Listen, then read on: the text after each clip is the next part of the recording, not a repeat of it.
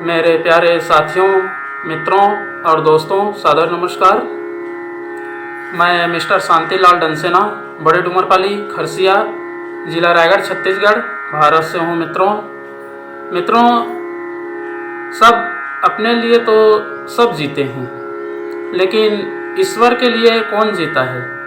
जिसके अंदर सहानुभूति है, विश्वास है, आत्म परिशोधन करने की क्षमता है, विश्व जगत को अपना समझने की एक आदत है, वही ईश्वर को समझ सकता है और ईश्वर के लिए जीवन जी सकता है।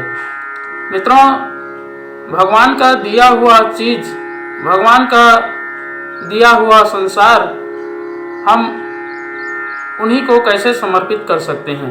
लेकिन जो समर्पित करते हैं वस्तु से, उसमें हमारी श्रद्धा, भावना, अटूट निष्ठा जुड़ी रहती है। अब भगवान कोई पदार्थों के भूखे नहीं होते हैं। पूरा ब्रह्मांड, विश्व, संसार उसी की रचना है। उसमें से जो वस्तु हम उनको समर्पित करते हुए अपनी भावना व्यक्त करते हैं, अपने विचारों को समर्पित करते हैं, भगवान उसी को परखते हैं और स्वीकार करते हैं।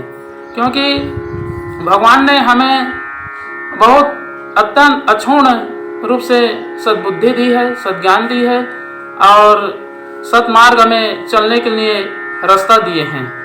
तो इन सब चीज़ों का परिशोधन करने के लिए व्यक्ति अपने लिए ही नहीं, ईश्वर के लिए, भगवान के लिए भी जी करके देखे, समाज के लिए जी करके देखे, राष्ट्र के लिए जी कर देखे, विश्व के लिए जी कर देखे, अलग ही आनंद अनुभूति होती है।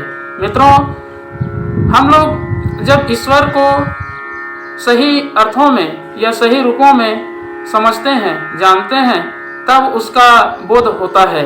क्योंकि ईश्वर सनातन धर्म का प्रतीक है, विश्व ब्रह्मांड में संव्याप्त है।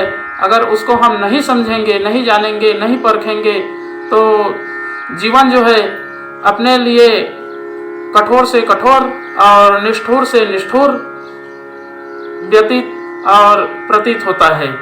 क्योंकि मित्रों, ईश्वर के लिए जो जीवन मिला है, उनको सद्भाव से, सत् प्रयोजन के लिए समष्टि में समर्पित करना ही मनुष्य जीवन का ध्येय होता है। मित्रों, अपने लिए सब कुछ संसार भरा पड़ा है। उसमें से जो भी अपने उपयोग की वस्तुएं हैं, उसको स्वीकार करना हर व्यक्ति का अधिकार है और अधिकार प्राप्त करके उसको जन समूह में, जन समाज में, जनता में समर्पित कर देना, विश्व वसुंधरा में बिखेर देना, ये सबसे महत्वपूर्ण अपने व्यक्तित्व की पहचान है। मित्रों, जीना तो सबको है, हर प्राणी को जीना है, लेकिन श्रेष्ठ कार्यों के लिए जीवन जिए तो ये मनुष्य जीवन जो है सार्थकता हो जाती है।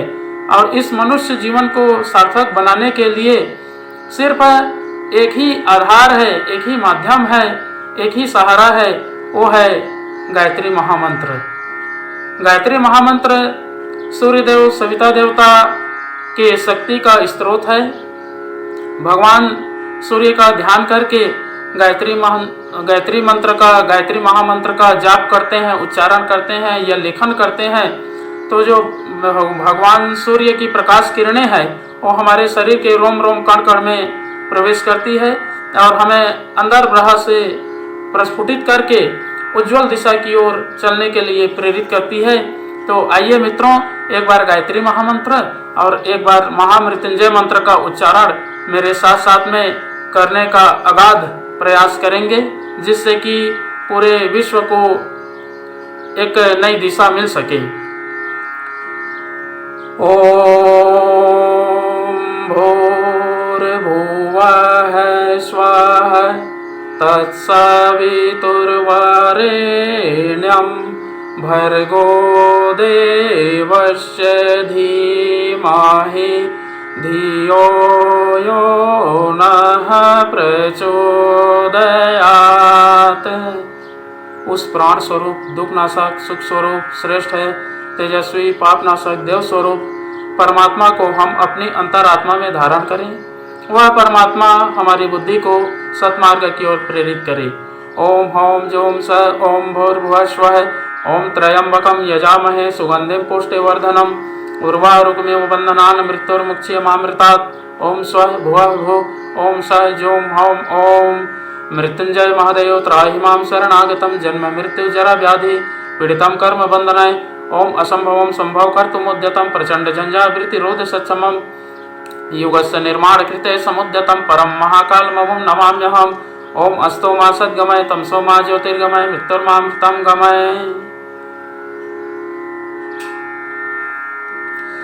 परम पूज्य गुरुदेव वेद मूर्ति तपोनिष्ठ पंडित श्री राम शर्मा आचार्य जी, परम वंदनीय माता जी भगवती देवी शर्मा जी और गायत्री माता, धरती माता, भारत माता, प्रकृति, पर्यावरण, सूर्यदेव, सविता देवता, महाकाल भगवान, सरस्वती माँ, लक्ष्मी माता, सभी ग्रह नक्षत्र, स्थानपति देवता, ग्रामपति देवता और विश्व ब्रह्मांड के सभी देवी देवताओं के सूक्ष्म संरक्षण में उपस्थित सभी हमारे प्रिय, आत्मीय, आदरणीय और सम्माननीय देवतुल्य भाइयों, देवी स्वरूपा माताओं, बहनों, मेरा सादर प्रणाम।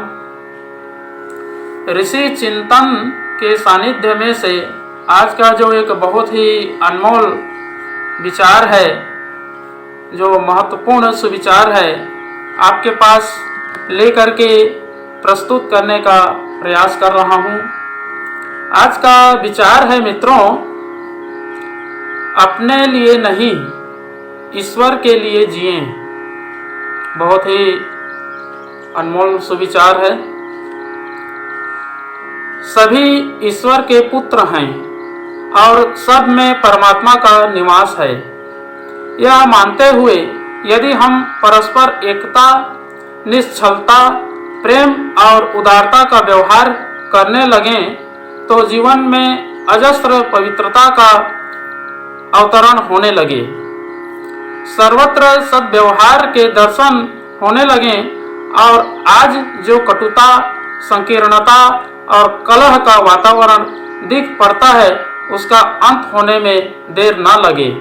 मित्रों, हमें केवल अपने शरीर के लिए ही नहीं, आत्मा के लिए भी जीना चाहिए। यदि मनुष्य शरीर की सुविधा और सजावट का ताना बाना बुनते रहने में ही इस बहुमूल्य जीवन को व्यतीत कर दे तो उसे वह लक्ष्य कैसे प्राप्त होगा जिसके लिए जन्मा है। स्वार्थ में संलग्न व्यक्ति तो विघटन की ओर ही बढ़ेंगे। उनके व्यवहार एक दूसरे के लिए असंतोषजनक और असमाधानकारक ही बनेंगे। ऐसी दशा में द्वेष और परायपन की भावना बढ़कर वातावरण को नारकीय क्लेश कलह से भर देगी और यह संसार अशांति एवं विनाश की काली घटाओं से घिरने लगेगा। मित्रों, यदि ईश्वर का पुत्र केवल शारीरिक सुखों के लिए जीवन धारण किए रहेगा तो इस संसार में धर्म का राज्य कभी उदय ना होगा। यदि अपने लिए ही जिया गया तो मनुष्य पशुओं की अपेक्षा श्रेष्ठ कैसे बना रहेगा। ईश्वर का पुत्र अपने लिए नहीं, ईश्वर के लिए ही जी सकता है। इसके अतिरिक्त उसके पास और दूसरा मार्ग ही क्या है। बहुत बहुत धन्यवाद मित्रों।